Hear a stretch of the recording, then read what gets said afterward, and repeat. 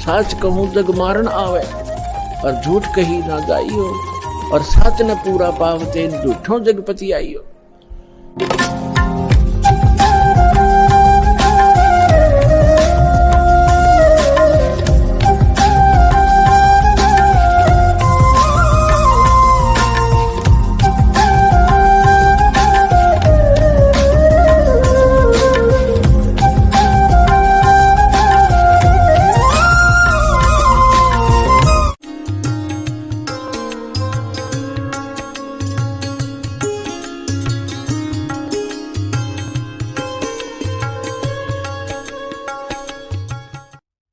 अब देखिएगा 7वें अध्याय के 12वें श्लोक पर ये तीनों गुण आपने समझ लिए, ये कंसेप्ट क्लियर हो गया। ये 7वां अध्याय है कि रजगुण ब्रह्मा है, सतगुण विष्णु, तमगुण शिव जी। 12वां श्लोक।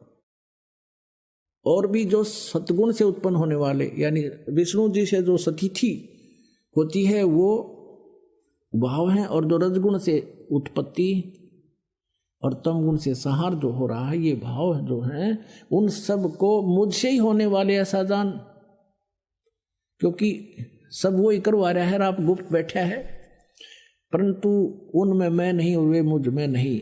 13वें में क्या कहा है? गुणों के कार्य रूप सात्विक, राजस और तामस यानी तीनों गुणमय, तीनों प्रकार के भाव से, तीनों गुणों से भाव से यह सारा संसार प्राणी समुदाय मोहित हो रहा है। इन तीनों गुणों से परे यानी रजगुण ब्रह्मा, सतगुण विष्णु, तमगुण शिव जी से परे मुझ अविनाशी को नहीं जानता। अब देखो 14 में कमाल कर दिया है। 7वें अध्याय के 14वें मंत्र में, क्योंकि यह अलौकिक अर्थात अति अद्भुत त्रिगुणमयी मेरी माया, रजगुण ब्रह्मा, सतगुण विष्णु, तमगुण शिव जी द्वारा फैलाया गया जाल, ये बड़ा दुस्तर है, बड़ी दुस्तर है, खतरनाक है। और जो पुरुष मुझको ही निरंतर भजते हैं वे इस माया का उल्लंघन कर जाते हैं, अर्थात जो ब्रह्म साधना करते हैं, ब्रह्मा विष्णु महेश से मिलने वाली राहत से अधिक लाभ प्राप्त कर लेते हैं, वो ब्रह्म लोक चले जाते। अब 15वां में कहा है कि माया के द्वारा जिनका ज्ञान हरा जा चुका है, रजगुण ब्रह्मा, सतगुण विष्णु, तमगुण शिव जी रूपी इस त्रिगुणमयी माया के द्वारा जो इन्हीं पर आसक्त हैं, इनसे आगे किसी भगवान को मानने को तैयार नहीं है, कहते उनका ज्ञान हरा जा चुका है, वे असुर स्वभाव को धारण किए हुए मनुष्यों में नीचे और दूषित कर्म करने वाले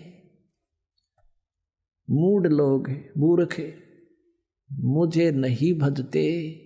गीता ज्ञान दाता ये ब्रह्म कह रहा है कि ये मूर्ख मुझे तीनों गुणों की, रजगुण ब्रह्मा, सतगुण विष्णु, तमगुण शिव जी त्रिगुणमयी माया के द्वारा जिनका ज्ञान हरा जा चुका है, ये आसुर माने राक्षस स्वभाव को धारण किए हुए मनुष्यों में नीच यानी महापामर प्राणी, दूषित कर्म करने वाले मूढ़, 4 उपमा दी है इकट्ठिए, मुझे नहीं बचते।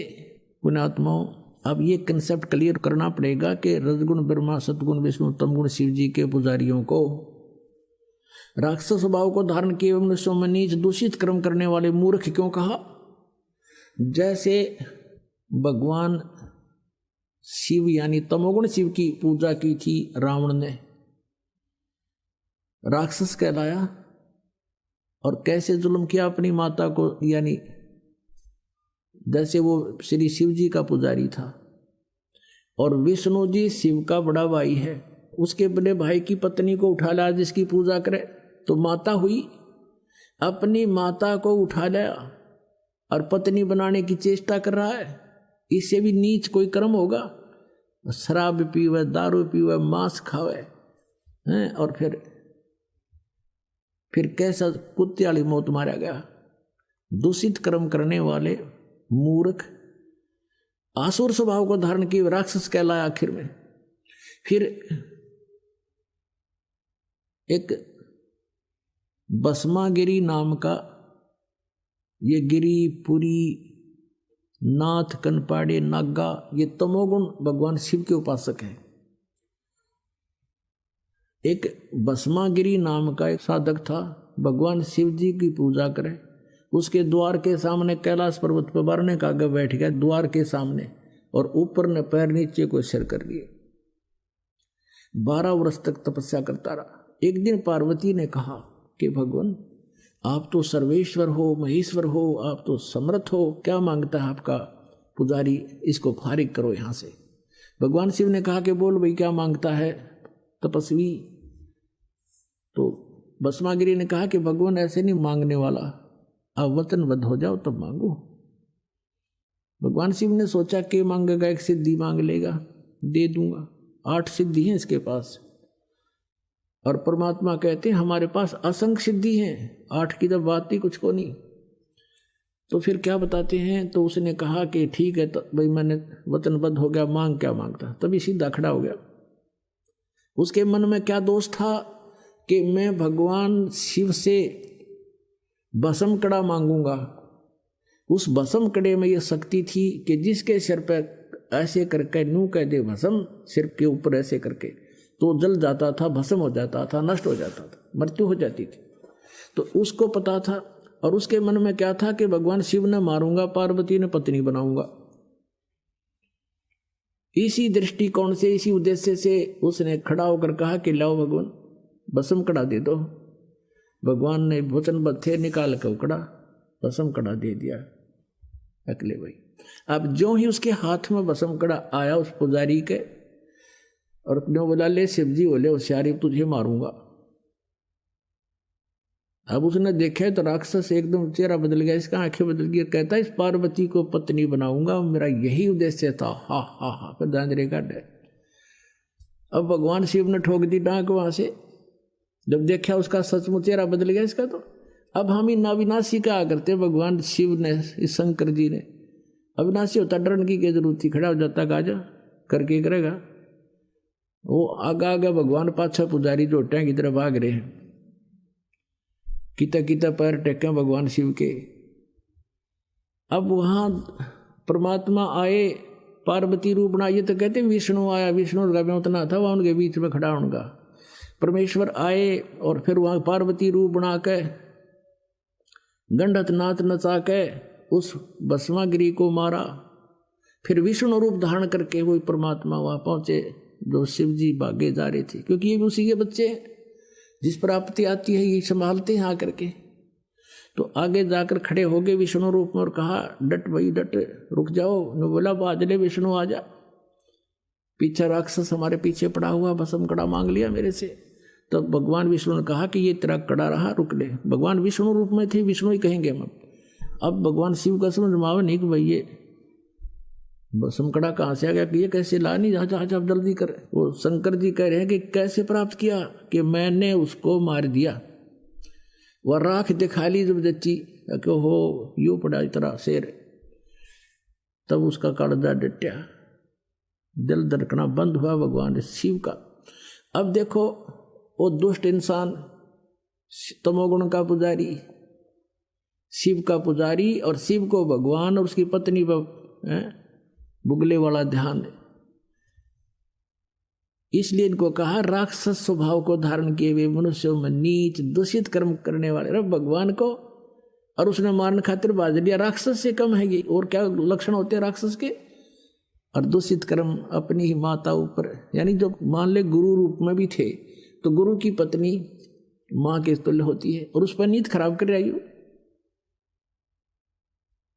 अब हिरण्यकशिपु ने रजगुण ब्रह्मा की तपस्या की थी, साधना की थी, पूजा की थी, और उससे सिद्धि मांग ली। सुबह मरू ना शाम मरू, रात मरू ना दिन मरू, ये वर मांग लिया। इससे तो हल्दी की गांठ से भगवान बन गया और अपने ही पुत्र प्रहलाद का शत्रु हो गया। इसे जुल्म गुजार दिया उस पुण्यात्मा पे, और कुत्ते वाली मौत मारा गया अंत में।